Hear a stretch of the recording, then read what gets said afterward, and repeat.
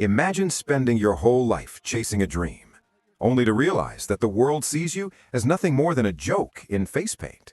Imagine being told you'll never escape the shadow of your own family, that your destiny was written before you were even born. But then, imagine you walk away. You leave millions of dollars, global fame, and the company built by your own father, all because you believe you were meant for more. This is the story of a man who refused to accept what the world said he should be. This is the rise of Cody Rhodes, from Stardust to the American Nightmare. Welcome to WWE Unmasked. Today's episode takes you deep into the most unlikely transformation in modern wrestling history. A journey filled with rebellion, heartbreak, reinvention, and one of the greatest comebacks the industry has ever seen. So sit back, relax, and get ready for a cinematic deep dive into the rise, fall, and rebirth of a man who refused to die in the shadows of others. Let's begin. Some wrestlers spend their entire lives trying to make their name known. Cody Rhodes was born with a name already etched into wrestling royalty. His father, the American Dream, Dusty Rhodes. A legend, a creator, a revolutionary mind who changed what professional wrestling could be. His brother, Dusty Rhodes, better known to the world as Goldust, a pioneer in character work and storytelling. And then, there was Cody, a talented kid, gifted in amateur wrestling, a natural athlete, and a charismatic speaker. But with that lineage came a heavy truth. How do you stand out when your family is already larger than life? Cody wasn't just trying to get into wrestling, he was trying to outrun a shadow cast by two giants. And in 2006, he stepped into WWE with one goal: to prove he was more than Dusty's son, more than Dustin's brother, and more than the Rhodes name. But WWE had other plans. When Cody debuted, WWE saw potential in him: clean-cut, sharp-talking, and hungry. He aligned with legends like Hardcore Holly, won tag titles, and showed flashes of brilliance. But behind the scenes, a problem was growing. Cody was too polished to be an underdog, yet too small to be a powerhouse, and too young to be a main eventer. WWE didn't know what box to put him in, and Cody didn't want any box at all. Still, he adapted, he evolved. He formed Legacy, one of the most promising stables of the era, with Randy Orton and Ted DiBiase Jr. For the first time, fans began seeing the fire in Cody's eyes. But when Legacy ended, so did Cody's momentum. WWE needed a mid-card character for entertainment. Something colorful, something eccentric, something different. And what Cody got was Stardust. Let's be honest. When Stardust first appeared, many fans smiled. The makeup, the gold and black suit, the bizarre mannerisms. It was weird, fun, and theatrical. But beneath the paint, Cody Rhodes was suffocating. Stardust began as a gimmick, but it became a prison. WWE loved the character. Kids loved the character. Merch sales were strong. Executives were happy. Everyone except Cody. Night after night, he painted his face. Night after night, he pretended. Night after night, he disappeared further into a role that wasn't him. Fans began chanting his real name during matches. Cody, Cody, Cody. But WWE refused to let him drop the Stardust act. Imagine that for a moment. Imagine millions of people chanting for you to be yourself, and your own company telling you no? Behind the scenes, Cody pleaded for change. He pitched ideas. He requested character shifts. He even handed in full creative packets with new storylines. WWE declined them all. The tipping point came after the passing of his father, Dusty. Cody wanted to honor him, to evolve, to show his real self. Instead, WWE told him to keep the paint on. That's when Cody realized something painful.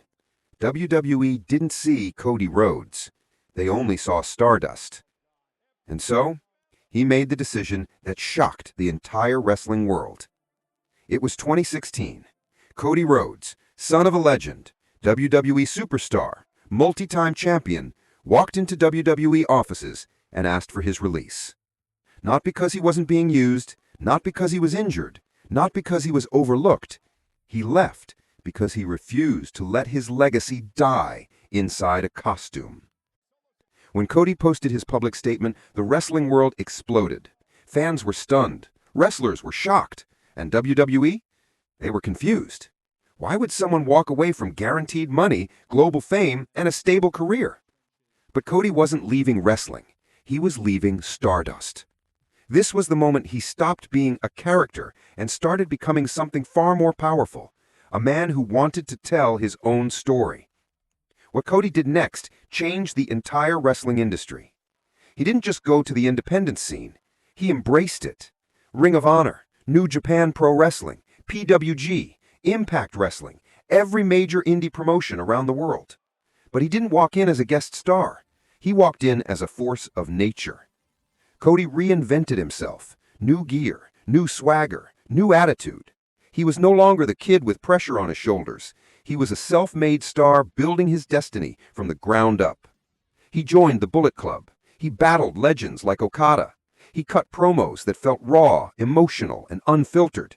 In just 2 years, Cody Rhodes did something almost impossible. He became bigger outside WWE than he had ever been inside it. For the first time in his life, Cody Rhodes was undeniable. But he wasn't done. The business world was watching. Executives were watching. The entire wrestling landscape was shifting.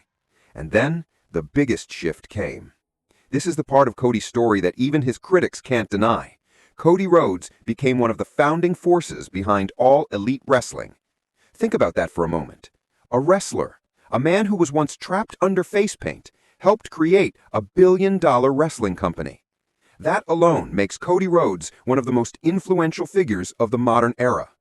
He wasn't just a performer in AEW. He was a businessman, an executive, a creative mind, and a bridge between wrestlers and corporate executives.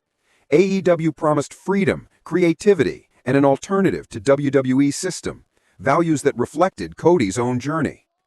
But with success came criticism. Some fans accused Cody of making himself the star of his own company. Some said he was out of touch. Some felt his character didn't fit AEW's tone. The harshest criticism was that he refused to turn heel. But the truth was much deeper. Cody didn't want to become the villain in a company he helped build.